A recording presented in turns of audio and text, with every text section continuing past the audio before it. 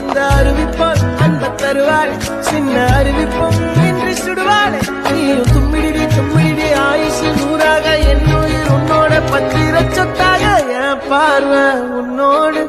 உன் பொம்மை கண்ணோடு பேசாமல் விண்ணோடு நாம் மிதந்து போவோம் காதாரா அடிய